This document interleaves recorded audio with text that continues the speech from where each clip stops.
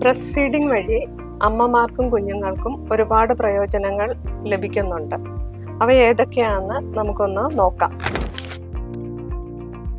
ആദ്യമായി കുഞ്ഞുങ്ങൾക്ക് വേണ്ട പോഷകങ്ങൾ നിറഞ്ഞ ഒരു സമീകൃത ആഹാരമാണ് ബ്രസ്റ്റ് മിൽക്ക്. ആദ്യത്തെ 6 മാസക്കാലത്തേക്ക് ബ്രസ്റ്റ് മിൽക്ക് അല്ലാതെ വേറൊരു ന്യൂട്രീഷണൽ സപ്ലിമെന്റും കുഞ്ഞുങ്ങൾക്ക് ആവശ്യമായി വരാറില്ല.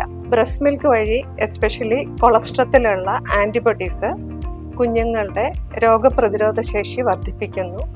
അതുവഴി പല അസുഖങ്ങളും തടയാനായിട്ട് പറ്റുന്നതാണ്. കൂടാതെ ഭാവിയിൽ ഉണ്ടായേക്കാവുന്ന ഒബീസിറ്റി, ഡയബറ്റിസ്, ആസ്മ തുടങ്ങിയ അസുഖങ്ങൾ ഒരു പരിധിവരെ നമുക്ക് പ്രിവെന്റ് ചെയ്യാവുന്നതാണ്.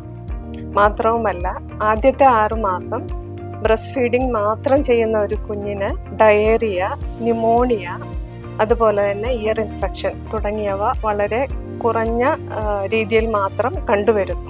ബ്രസ്റ്റ് മിൽക്ക് നല്ല രീതിയിൽ കിട്ടിയ ഒരു കുഞ്ഞിന് അത് കിട്ടാത്ത ഒരു കുഞ്ഞിനെ അപേക്ഷിച്ച് കൂടുതൽ IQ കാണുകയും അവൻ്റെ കൊഗ്നിറ്റീവ് പവർ വളരെയധികം ഇംപ്രൂവ്ഡായും കാണപ്പെടുന്നു. ഇതുകൂടാതെ അമ്മമാർക്ക് പലവിധ പ്രയോജനങ്ങളും ബ്രസ്റ്റ് ഫീഡിംഗ് വഴി കിട്ടുന്നുണ്ട്. യൂട്രസ് പൂർവ്വസ്ഥിതിയിലാവാനും അതുപോലെ പ്രഗ്നൻസി ടൈമിൽ കൂടിയ ശരീരഭാരം കുറയ്ക്കുന്നതിനും ബ്രസ്റ്റ് ഫീഡിങ് വളരെയധികം സഹായിക്കുന്നു. മാത്രവുമല്ല, ഭാവിയിൽ അമ്മമാർക്കുണ്ടായേക്കാവുന്ന ബ്രസ്റ്റ് ക്യാൻസർ, ഒവേരിയൻ ക്യാൻസർ, അതുപോലെ തന്നെ ഓസ്റ്റിയോപൊറോസിസ്, ഡയബറ്റിസ് തുടങ്ങിയവയിൽ നിന്നും ഒരു പരിധിവരെ ബ്രസ്റ്റ് ഫീഡിംഗ് പ്രൊട്ടക്റ്റ് ചെയ്യുന്നുവെന്ന് പഠനങ്ങൾ തെളിയിച്ചിട്ടുണ്ട്. മാത്രവുമല്ല, ബ്രസ്റ്റ് ഫീഡിംഗ് അമ്മയും കുഞ്ഞും തമ്മിലുള്ള ബോണ്ടിങ് ദൃഢമാക്കുകയും അമ്മയുടെ ആങ്സൈറ്റി, സ്ട്രെസ് മുതലായ കാര്യങ്ങൾ റിലീവ്ഡ് ആക്കുകയും ചെയ്യുന്നു.